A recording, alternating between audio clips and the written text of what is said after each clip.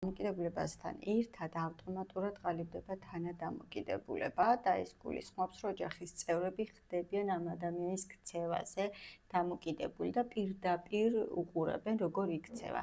ხშირ შემთხვევაში ის ყალიბდება მაშინ, როდესაც აღმოაჩინა, რომ მათი ოჯახის წევრი გახდა დამოკიდებული და მათ აქვთ განგაში ეს როგორ გამოეპარა და შემოდის ძლიერი კონტროლის სურვილი. ან გადარჩენის სურვილი კიდე იმ ადამიანის. სურვილი უნდათ, მაგრამ მან დარაჯანსაღი მიდგომა ეს არის ჰიპერკონტროლი, რომ თითქოს თუ გააკონტროლებს, ამით შეძლებს მის უკან დაბრუნებას და აკრძალვით, გამოკეტვით და ასე შემდეგ.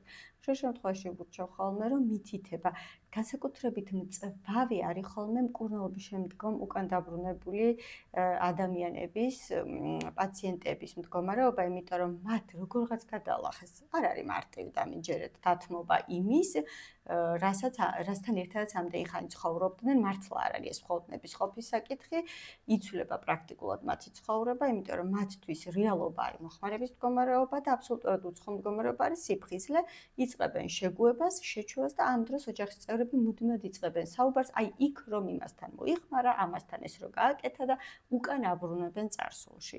და ავტომატურად მე უკვე ბრაზის დროს ხშირად გაგცეულან ხოლმე, მე არ ვამართლებ პაციენტის ქცევას, მაგრამ ერთ-ერთი მაპროვოცირებელი ყოფილა და შესაბამისად გარბის ადამიანი და უკან ბრუნდება, იმიტომ რომ იქ იცის როგორ მართოს თავისი ქცევა და ემოცია და სიფხიზლეში აბსოლუტურად უსუსურია და სჭირდება ჯანსაღი მხარდაჭერა, კომპლექსური მიდგომა.